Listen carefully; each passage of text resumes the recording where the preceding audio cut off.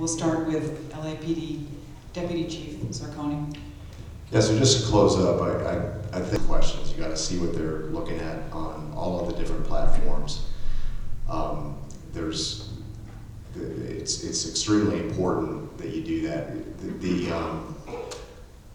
The idea behind different ideologies cropping up, there's things that are occurring online in these chat rooms that you would never even think about.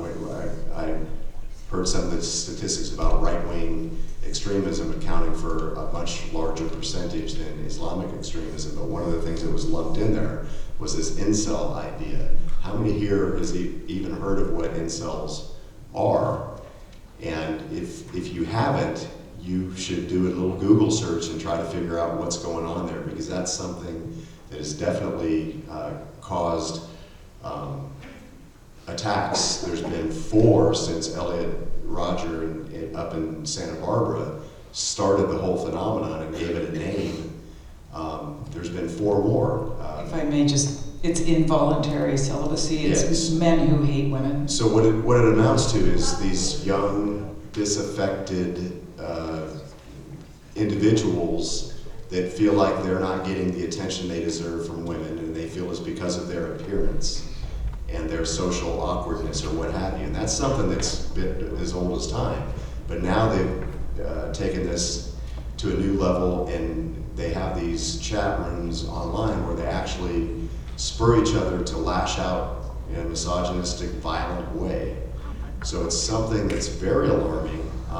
Again, you have all these different ideologies that could cause people to radicalize towards violence. What we try to do at LAPD, and our federal partners are feeling the same way now, is we're not so much focused on what is the ideology as we are about figuring out how to deal with people that are radicalizing towards violence, no matter what the ideology is, because there's a lot of them out there.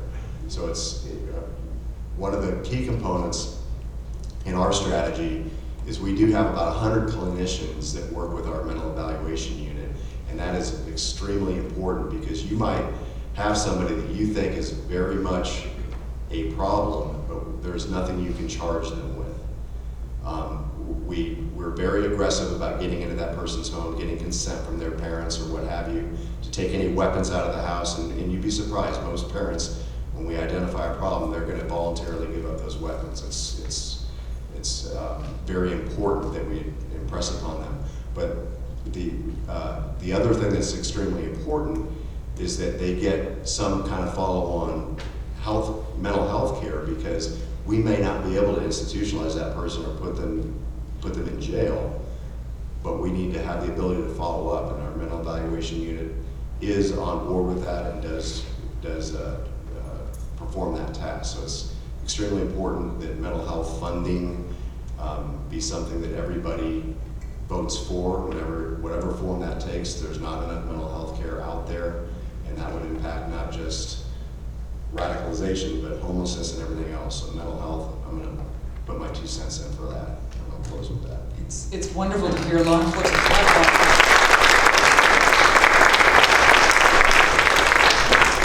the need for coordination of forces and education and counseling. It's a whole group effort to combat this. Vince, do you have some parting thoughts? Sure, I'd just like to make a few closing comments.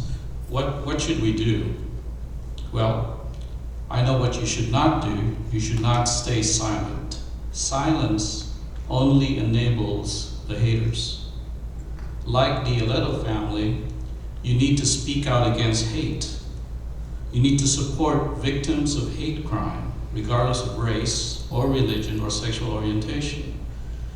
There's a Filipino value we call it bayanihan. Bayanihan stands for community. You need to join groups and build coalitions with other diverse groups to help one another against hate. And I wanted to say something on a personal level.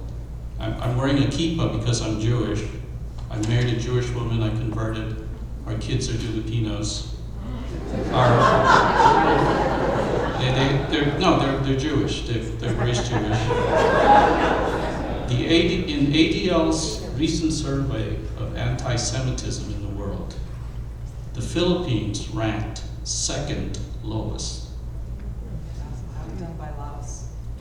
And last but not least, we have a very special bond, Jewish people and Filipino people.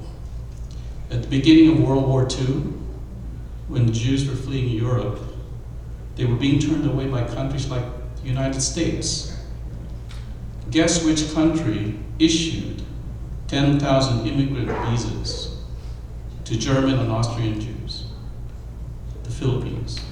The Philippines invited them to come to the Philippines and escape persecution. In honor of the Philippines' heroic act, Israel, in 2009, erected a monument called Open Doors. It honors the Filipinos opening their door to Jews at a time when everybody else closed theirs. Thank you.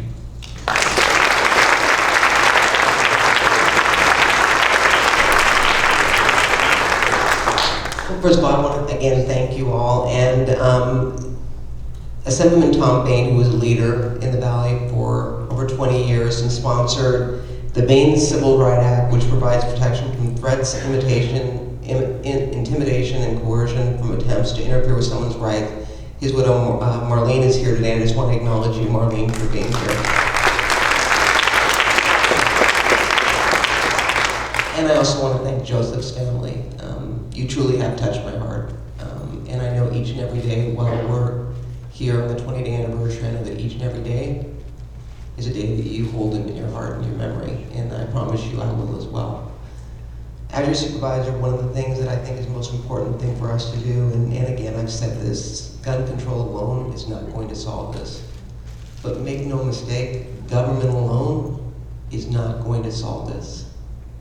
It is important for our communities to stand up and be a part of the solution. You can't look to government alone. It speaks volumes to what's going on in society today. When I said earlier, children are no longer allowed to be children when they go to school, it is a sad reality. And in part, I do blame social media. Because social media is an easy way to become a big bully and say hurtful things and put things up there for everybody to read.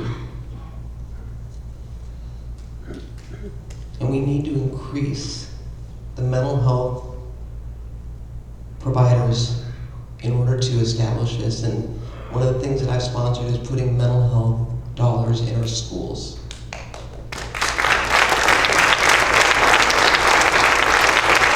And I have to thank LA Unified, because LA Unified was the reason why we did it. They highlighted the fact that this was a #1 issue. And if you look at the children in elementary school as young as 1st and 2nd grade that are acting out, there is a direct correlation between those that get expelled or drop out in high school. And it usually leads to issues taking place in the home.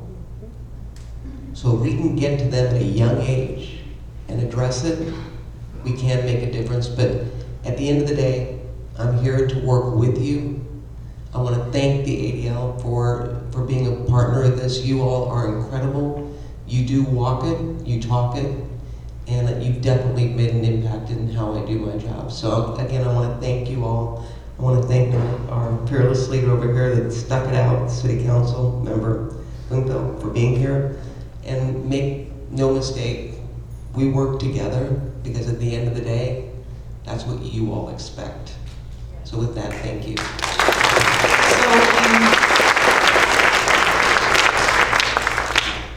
We're going to have a moment of silence. I want to read through the list of extremist-related murders since this terrible day that we are commemorating, and commemorating Joseph Ileto, who we feel like we know better now, as a friend, as a chess master, wicked sense of humor.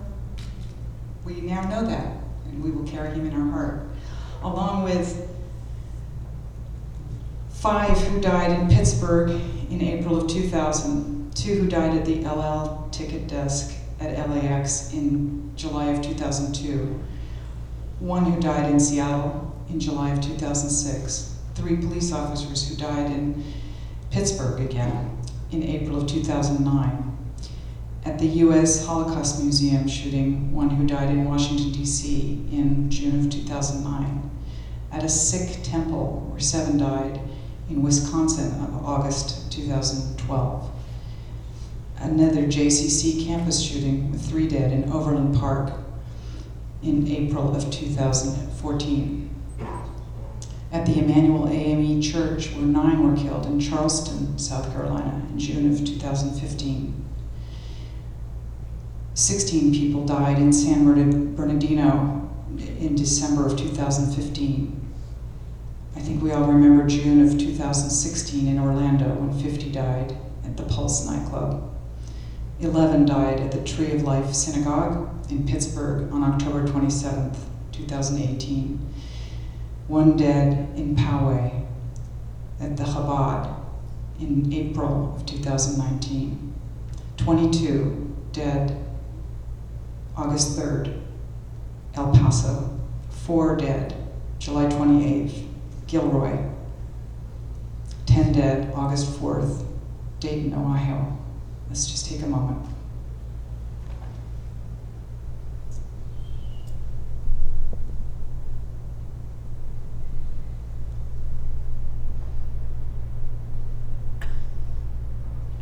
And now let's stop being silent and turn all those emotions and all that heart you're feeling into action. Let's make this a moment of action. And thank you.